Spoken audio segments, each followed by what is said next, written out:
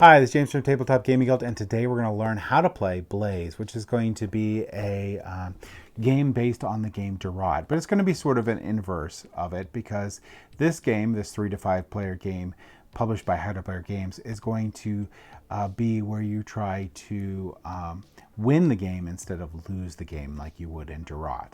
So let's go ahead down to the table here. I'm going to show you how to play this game.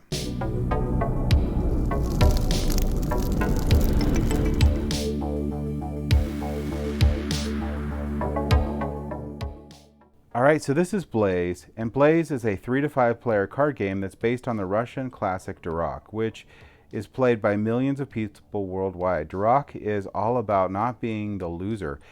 Blaze builds upon the unique gameplay of Durak, but is all about winning. So this game, instead of all about losing, is all about winning.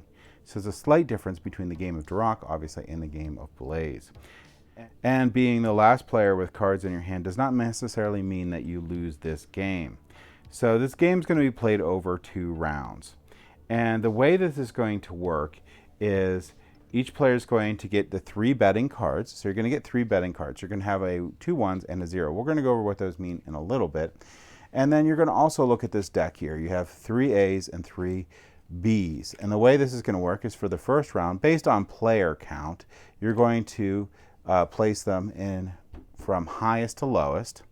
And then what I like to do is then I'll put the ones below it, which are going to be these B's, and I'll just place them all there. But basically those 2 stacks are for round 1. This is round 1 here, and this is round 2. And based on player counts, you're going to maybe adjust these stacks a little bit. So if you're playing with 2 players here, you're only going to use the 1 and the 2, and the 2 and the 3 here. With 4 players, you're going to use the 1, 2, 3, and then you're going to use the 2, 3, 4. And then with 5 players, you're going to be using the 1, 2, 3, 4, and the 1, 2, 3, or 2, 3, 4, 5. So that's how those stacks will get set up. So if we're playing for 5 players, we'll have the 4 through 1 here, and then we'll have the 2 through 5 on the other one.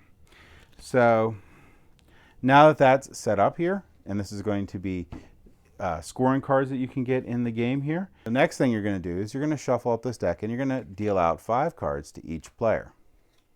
So once you have dealt out your 5 cards to each player, you're going to evenly as possible split these decks. And then you're going to set one of the decks aside. And then you're going to flip the top card and place it like this. And this is going to be what the trump card is in the game. All right, so now there's 3 colors in the game. There's going to be the red, blue, and gold here. And they're going to go through 1 through 9, and there's going to be 1 of each number.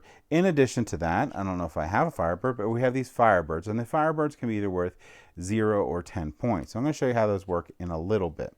But what you're trying to do is you're trying to get these cards basically out of the game. And this game is going to be played over 2 rounds. And each round has 2 phases. The first phase is players are going to try to improve their hands and avoid taking any more cards into their hands. Phase 2, players are going to try to get rid of their hands as soon as possible to win valuable feather cards.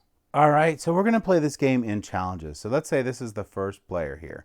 We're going to flip these betting cards over because we're not going to use those yet, but we're going to go ahead and I'm going to start a challenge. Now, challenges are very important because they're going to get rid of low cards that you don't want in your hand. So what I'm going to do is I'm going to go ahead and play these 2 ones here. And what will happen is the player to my left is the one being challenged, and the player to their left, so this player over here, is my supporter, not their supporter, my supporter. And the way this is going to work is we know yellow is trump. So this player has to play a card that is red or blue that are greater than these values here, or a trump card. So when this player is looking at their hand here, they can go, oh, okay, well, I can either be able to reject what they put down, or I can pass, because I don't want to get rid of necessarily high cards, but I could play this would be valid, and this would be valid. Now, if I would have played the Firebird instead, so if I would play that there, it would have been a 10. So when I play the Firebird, so the defending player plays the Firebird, they're worth 10 points. But when the active player plays the Firebird, or in a challenge here, there were 0 points. So they can be either 0 or 10. So now this person has met the challenge. You can only challenge up to a maximum of 5 cards in this game. But now we can go through and either the active player or the supporting player can add to this challenge here. So I can look at my hand and be like, nah, you know what? I'm good. And this player can look at their hand and be like, you know what I need to do? I need to get rid of this 2 and this 2. So I'm going to put those down. You're going to put one of them down. You don't have to put both of them down. And this player here is going to need to look at their hand. So what's going to happen is, can I reject these cards? Now, what happens if I can't reject the cards? So if I can't reject the cards or I pass, I'm going to get all these cards. However, if I can reject all these cards, they get discarded, which is nice. So it's the beginning. I might really want to be like, okay, I have met your challenge. Now a player could put a third one down, and in this case, they're going to go, you know what? I'm not going to put a third one down. But if I put a third one down and this player couldn't meet it, then they're going to have to draw all the cards. But for now, they did meet it, and we were done playing, so we could play it up to 5. These cards all get discarded, and everyone's going to draw up to their 5 cards. Now, a couple things happen here.